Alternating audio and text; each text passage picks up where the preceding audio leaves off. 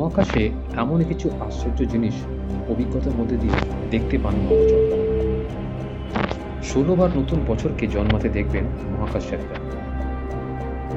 আজ ১লা জানুয়ারি ২০২৪ সাল। এরকমই ১৬বার আজকের দিনে তারা জন্মাতে দেখবেন নতুন বছরকে। সেটি কিভাবে? না, ২০২৩ শেষ হয়ে গেছে, ২০২৪কে স্বাগত জানাতে প্রস্তুত বিশ্ব।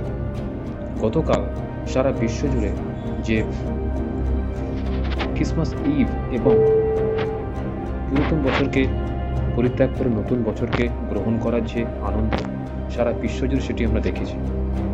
বিভিন্ন সোশ্যাল মিডিয়ায় সেটি এখন ভাইরাল। কিন্তু মহাশূন্যে থাকা নভোচররা কি করে দেখেন ১৬বার? না, মহাশূন্যে থাকা নভোচররা ১৬বার নতুন বছরকে স্বাগত জানাতে পারেন। আসলে আন্তর্জাতিক মহাকাশ স্টেশন বা আইএসএস এ যে নভোচররা রয়েছেন, তারা গতিময় স্টেশনের ভিতরে থেকে ১৬টি সূর্যোদয় দেখেন ২৪ ঘন্টায়। কেননা স্টেশনটি সবসময় উচ্চ গতিতে ভেসে চলেছে, প্রদক্ষিণ করছে পৃথিবীকে। গতি ২৮,০০০ কিলোমিটার প্রতি ঘন্টা।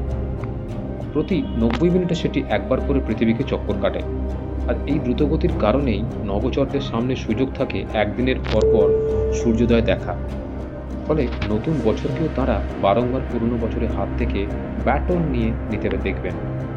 কিন্তু এটা পৃথিবীতে বসে থাকা সাধারণ মানুষের কাছে যতই আশ্চর্যজনক বলে মনে হোক, নভোচরদের কাছে এটা নিতান্তই মামুলি ব্যাপার। তারা প্রতিটা দিন এমন দৃশ্য দেখে অভ্যস্ত। তারা প্রতি ৪৫ মিনিট অন্তর দিন এবং রাতের বদল দেখে। সেই হিসাবে পৃথিবীর একদিনের নিরিখে তারা ১৬বার সূর্যোদয় এবং ১৬বার সূর্যাস্তও দেখে। ঘন ঘন দিন রাতের এই পালাবদলের সাক্ষী থাকা মহাকাশ স্টেশনে থাকা নভোচরদের কাছে এটি একটি আশীর্বাদ। কেননা এর ফলে মাইক্রোবায়োলজি এবং ধাতুবিদ্যার নানা ক্ষেত্রে পরীক্ষা করতে পারেন তারা।